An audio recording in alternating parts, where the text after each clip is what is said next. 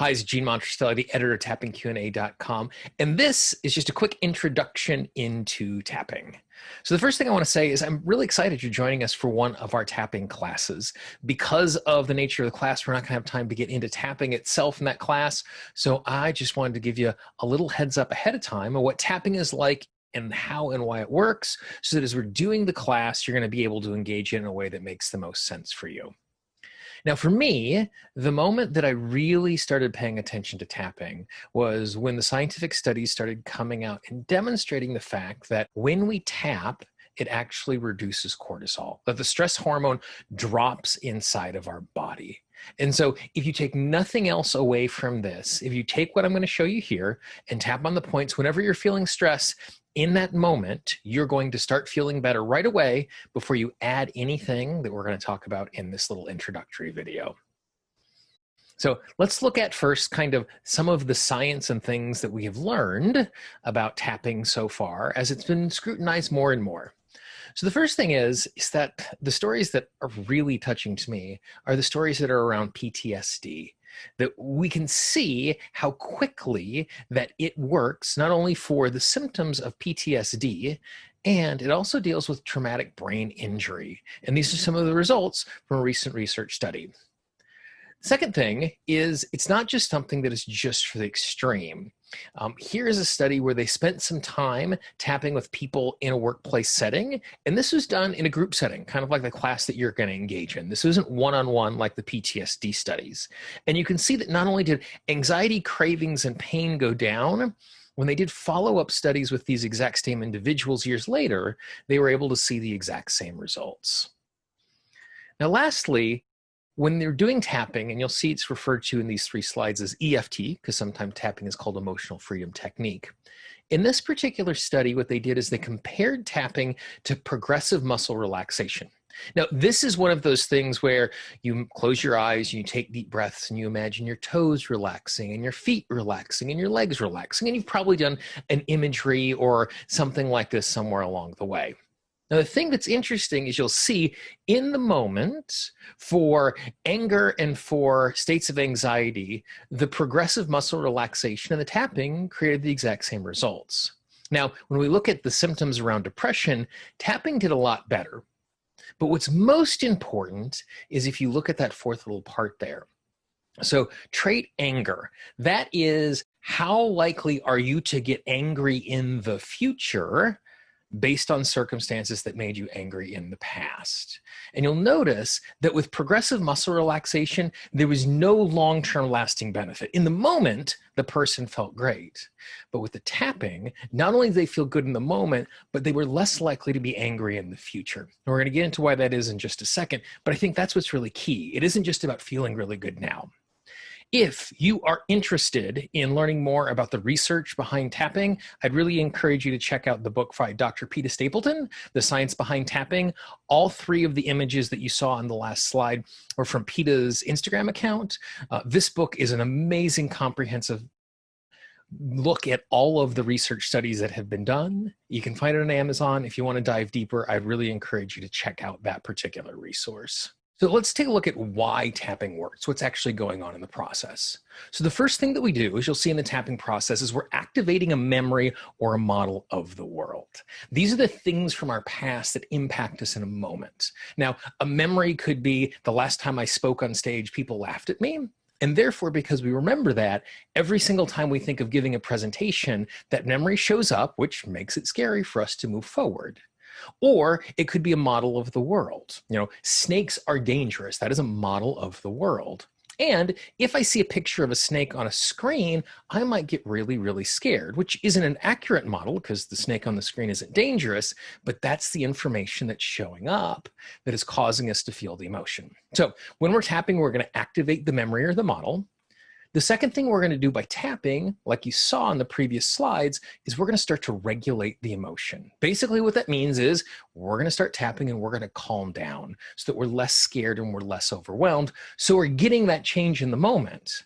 But like we saw where there's a difference between the progressive muscle relaxation techniques and the tapping is that what we're doing is we're actually bringing new information to that model So we're getting an opportunity to change the model in our head. So as an example, if I'm looking at a snake on a screen, the information I'm bringing while I'm tapping is, this is just a picture of a snake, therefore it's not actually scary or deadly. And so by doing that, what I'm doing is I'm putting myself in a situation where I'm bringing new information. So the next time I see a picture of a snake, I'm not going to be scared in the exact same way.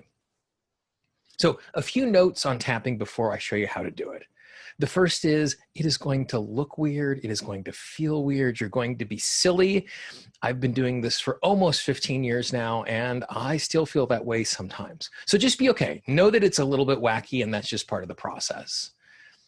The second is, as you're doing this in the beginning, because you're moving and thinking in a new way, it is going to feel really odd because you're trying to do it exactly right. The process is super gentle. Trust yourself. As we navigate through this, you're going to learn how to do it, and it's going to get easier quickly as you do the process. So be okay that it feels weird. Be okay the fact that it feels like you're having to focus so much on tapping. But after 2 or 3 rounds of tapping, you're going to feel so much comfortable that it's going to make it easy for you to do it. Now, the tapping itself, let's kind of walk through the process.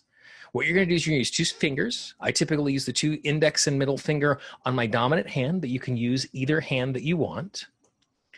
You're only going to need to get close to the point. In the moment, I'm going to show you the points to tap on, but the points that we're aiming for are about 9 millimeters wide. And between 9 millimeters and the fingertips of 2 fingers, you're going to get the point even if you're in the vicinity of it. So be easy with yourself and don't feel like you have to get it exactly right in order for it to be successful.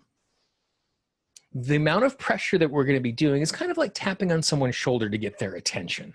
So as you're tapping, you don't want to hurt yourself by banging really hard. The harder you tap does not improve the quality of the tapping. So just like getting someone's attention. And finally, if it hurts, don't do it. But as you do it, and now we go through the tapping points, I'm going to point out a couple of the points that are a little more tender, but you might have a point that is even more tender just on you, and that's perfectly okay. Take control of your body, do this in a safe and healthy way, and if it hurts, you have 2 options. One is you can skip the point altogether. The other is just to touch the spot and rub in a little circle as you're doing it, and you will get a similar result from doing that. So let's look at the tapping points themselves. Now, as we do this in almost every single round, the place that we're going to start is something that I call the side of the hand. It's just right here on the meaty part of the side of your hand. You can tap with 2 fingers or all 4 fingers. It doesn't really matter. Even though we're doing most of the tapping with 2 fingers, instinctually, I just tap here with 4. The next spot that we're going to use, the top of the head. That's the tippy top of your head, the place if you're going into the doctor and you're getting measured for your height, that's the place you're going to do it.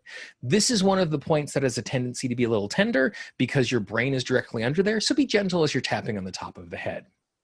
The third point that we're going to use is the eyebrow point. The eyebrow point is as far in on the eyebrow as we can get before we fall down to the bridge of the nose.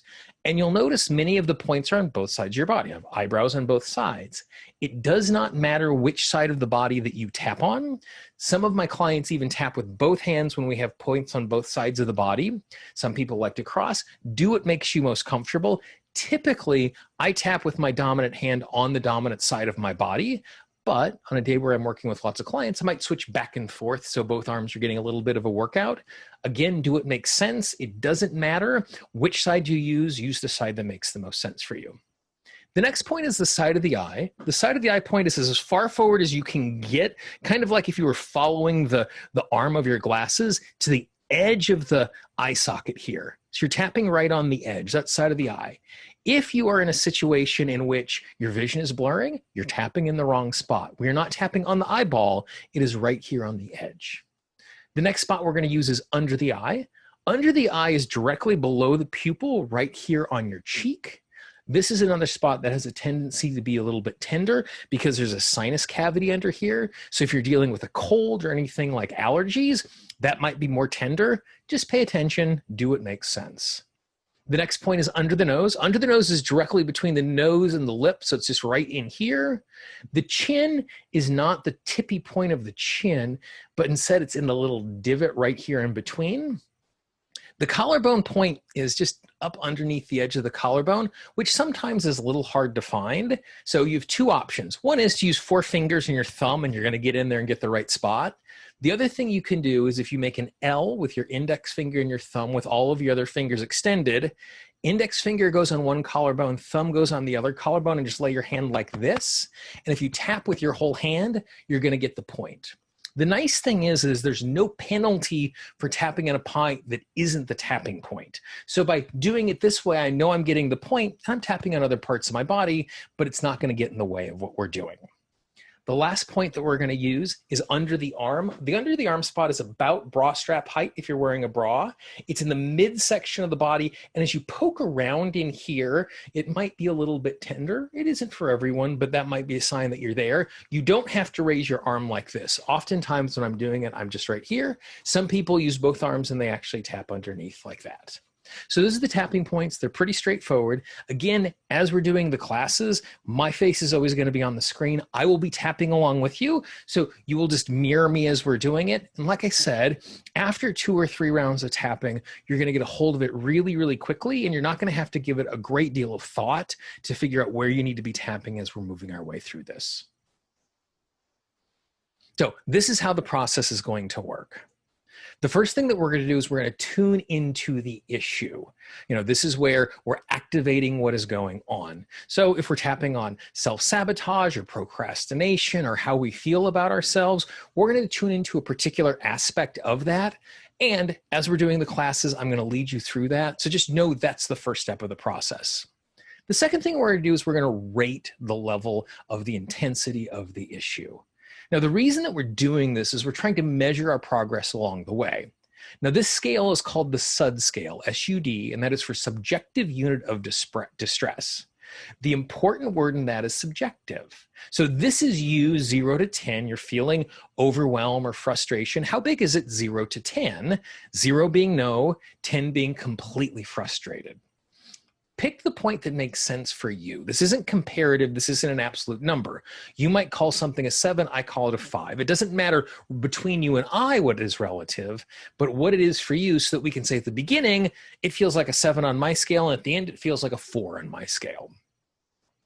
Then what we're going to do is we're going to tap. Now, as you see in the class while we're tapping, we're going to be saying some phrases which are going to help us to stay focused on the issue as we're bringing that new information to that model, so we get the opportunity to transform that model.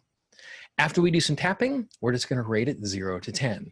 So we get a chance of tuning into the issue, rating to see what the intensity is, doing a little tapping, rate to see what our progress was. Now, most rounds of tapping take 90 seconds, so we can keep doing it over and over again. So it's not as if I've tapped once and I'm done. And so over a number of rounds of tapping, it might go from an 8 to a 5, to a 4, to a 2, to a 0. And with each progressive round, it gets a little bit better. And because it takes so little time, we'll just do it over and over again. Now, when we're doing it in a group, it's going to be a little bit different, because I'm not going to be able to work with everybody in the class all at once. But the beautiful thing about tapping is we can use the experience of someone who is being the demonstration model and get something out of it ourselves. So the process is very similar. You're going to tune into the issue, which I will be leading you through in the class. Then what you're going to do is you're going to listen to the volunteer talk about the specific aspects of their problem. So they're frustrated. They're going to talk about exactly why they're frustrated. You might share their frustration. You might not. That's okay. But we're going to pay attention to what the volunteer is sharing. And then you are going to be thinking about your own aspects as well. So if I ask a client, what is the thing that frustrates you about this? And they're listing off their reasons. Pay attention and think about yours. You might even want to jot them down as you're doing this, just so that you can get a little more focus to them. Then what you're going to do is you are going to rate what your aspects are. So even if they're not the exact same ones of the person who's doing the demonstration, think about your level of frustration or anger or overwhelm, whatever the emotion is. Then you're going to tap the exact same way if you would if you were working me one-on-one, but you're going to say the phrases that relate to the person who is doing the demonstration. This is the beautiful thing about tapping, is we don't have to be exactly specific to our own experience, but in a group setting like this, we can all get benefit. So I will be leading someone in the class through the process. You will be acting as if you were the demo, even though you're not the person I'm working with. And then finally, we're going to re-rate it from 0 to 10 again to see what the progress looks like. It's pretty straightforward, and show up, give it a try. After we do 1 or 2 demonstrations in the class, it's going to go from feeling weird and uncomfortable to something that is natural and normal very, very quickly. If you are in a circumstance where you want to try a little bit this before we go, if you go to tappingqa.com and you see up there at the top in the middle of the menu bar, I have the word video circled. If you go to tappingqa.com and click on video, I have a bunch of tap along videos where you can see what it's like to try tapping for 2 or 3 minutes just to see what the experience is like. So you get the opportunity to just really try it before we get in the class. And that will make it feel a little less confusing. It'll still feel weird, but because you've done it, it will be less confusing in the process. If you have any questions about tapping and getting ready for the class, please let me know. You can always email me directly, gene@tappingqa.com. I would love to hear from you. I'm really looking forward to having you participate in our tapping classes, and I will talk to you then. Bye-bye.